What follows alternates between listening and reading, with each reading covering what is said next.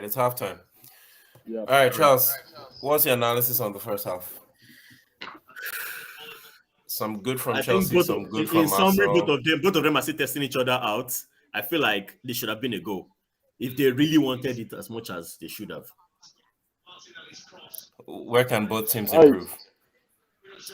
For Chelsea, providing for the striker more, I think they need to maybe switch it, use their runners more, and of course feed the striker, throwing those balls more. And yeah, they have the Arsenal has tall defenders. They can tackle that ball. We also have tall guys like Alba and Havertz that can come in and do the job. For Arsenal, I don't think Arsenal is doing anything wrong. I think you guys just keep pushing. At some point, you may get a goal. Better. Thoughts on the first half? I'm actually worried, and I'll tell you what. At this point, I'll probably even be Chelsea more than Arsenal. And I'll tell you, I think we've given it a lot, and yet we didn't get a goal. And this is the first game that Arsenal has not scored in the first half. Do you guys know that? This is the first game this season that we have failed to score in the first half, and that scares me. And I don't think the threat we had posed to Chelsea, it's not been posed to us. So I worry that threat being posed to me in the second half. I don't know what that will result into. If we don't take it cool and try to split them and break them, we might just be pressing and get caught on the counter because they have runners.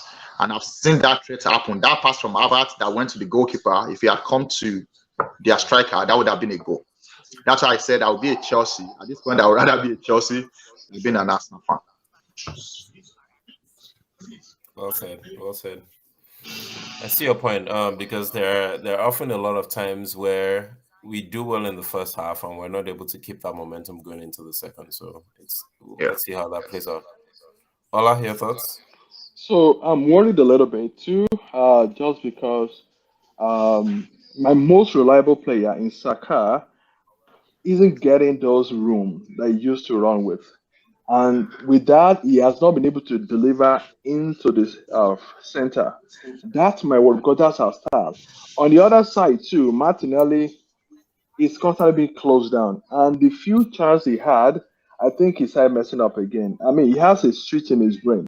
Once that switch is pressed, he start playing the kind of game we are seeing right now. I hope that during this halftime, Arteta can help reset his brain so that he can see what is at stake in this game and stop all these unnecessary overthinking of a ball. If that happens, I'm seeing a goal right in the first 10 minutes of second half. For Chelsea, on the other hand, I think what I've seen so far is I see Sterling go back a lot to help with the defense. That's a bad sign for Chelsea. That's not what should be happening. Sterling is up front all the time. But for us, it's good for us because I was expecting him to put pressure on Zinchenko. It's not happening in first half. I'm happy. And I hope it stays that way. Yeah, so you make very good points. Although you said something at the beginning there, which is what I called out about Saka, right? If you watch almost every single Arsenal game, right, Saka is closed down for 85 minutes of the game, but he finds those moments. He finds those moments, and I'm still expecting him to make the difference in the second half because of that. On the Chelsea side, I noticed that as well, right? So all players are typically helping back on defense when Arsenal has the ball, which has happened for the majority of the first half. They need to provide an outlet either on the left or on the right? Just either keep Sterling up front because there is space in between the fullback and the centre back for Arsenal, right? That Chelsea can make those runs in behind. So that's where I see Chelsea being able to make a difference in the second half if they choose that option. So in terms of shots on goal, yes, Arsenal might have 7 versus 3 for Chelsea. In fact, we have no shot on goal based on the stats. Sorry, shots, right? Shots, not on goal, yeah. Now, shots on goal, Chelsea has 1, Arsenal has nothing. Now, for me, I'm afraid of those runners we talked about earlier on for Chelsea. If they can deploy Sterling more upfront, Arsenal will be in serious trouble unless we do something about Zinchenko. That's why I feel Ketini is a guy we know why? in this game. You know why they won't take that risk? maybe they will take you 20 minutes to the end of the game. You know why they won't take such a risk? If you push Sterling up front a little bit, then you give Martinelli more opportunity to operate. And they are trying to prevent that. Sterling, doubling Sterling and Aspilicueta on that side is to help with Martinelli. I wouldn't mind. They should take the risk. It's a risk. It's a chess game. But let them play that move. The funny thing, play that move with Martinelli based on counter. Yeah, the funny thing is I don't think it's working the way it should be working right now. Many times Sterling is lost. He can run, right? But he cannot possess the ball right at the back.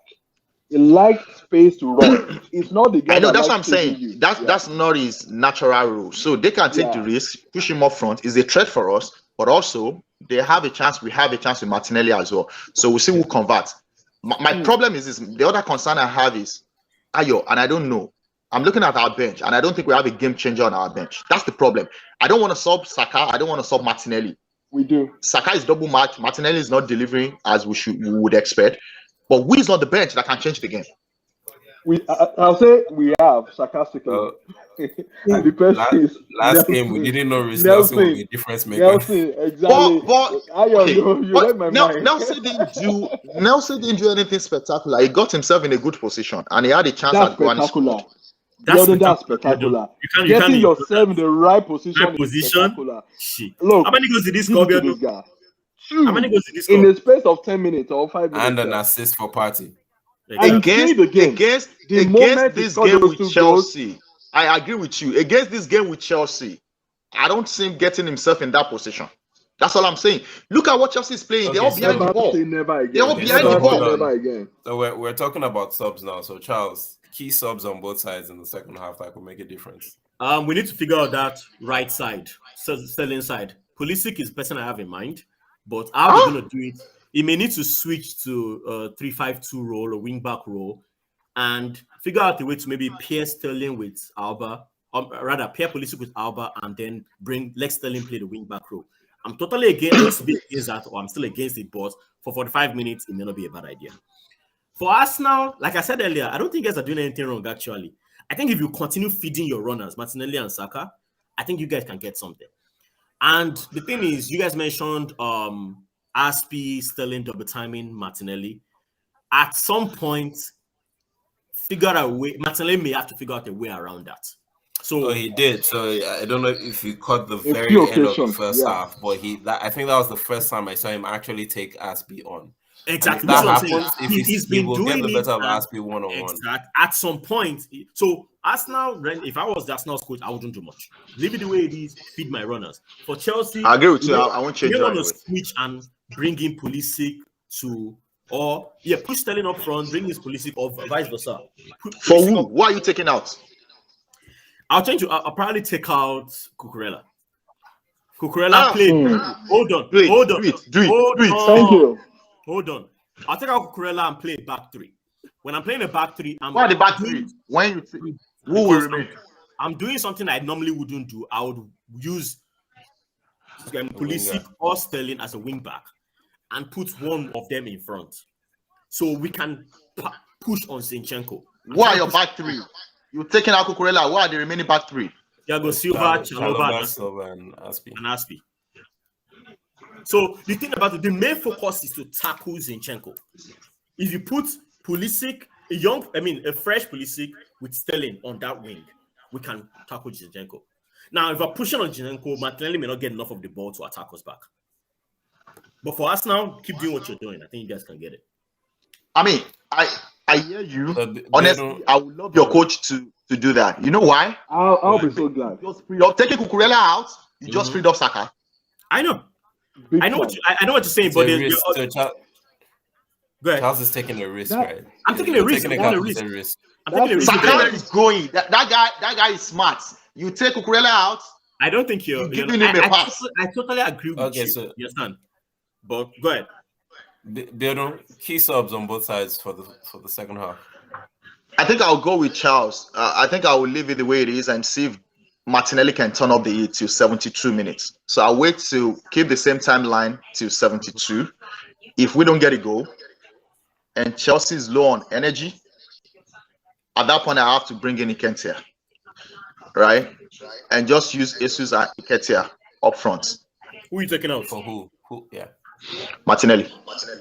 Like you said, Saka can do anything at the late minutes. So I'll leave Saka. I'll take off Martinelli. I'll bring Nketiah on. Let Nketiah and Jesus run up front, right? Through the middle, right? Because at 72, it's just a risk. Let's just play for a draw and see if we get a chance. Then maybe I'll take the second sub. The second sub is I would take Zinchenko out and play back four. Take Zinchenko out and bring Kerry and Tini. Let us not play 4-4-2. By the time it's 72 and we don't have a goal. That will give us some strength in the defense. And the pressure is coming down on us. Let's bring in Cedric or Rob Odin. Take out another midfielder. That might be Odegaard. Let's just lock it and play 0-0 safety. That would be my tactics. Ola just dropped off. I think I would keep it the same too. I would react if Potter does make the change. Charles does so, and I would take out Zinchenko for Tierney. That would be my one change because that would still give us the upper hand. Exactly. I want that back. You probably react after we scored. Nah, I would make the change within a couple of minutes of Pulisic. It's the same thing that your coach did to Manu now. Remember, Manu was making a change. Graham was making a change. Graham had no idea of his own. He reacted to what Ten Hag did. This is funny, and maybe it's because the way Arsenal played you. You guys didn't come out this much when you played Manu. You were afraid of Manu more than us. You guys stayed back. I don't know. Is it because Manu has one of the best counter in the league?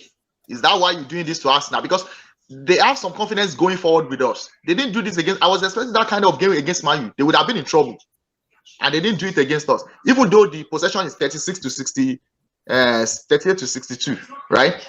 But they had some confidence coming out against us, and I don't know where that is coming from. You understand? They played better than that Manu game. That's all I'm saying.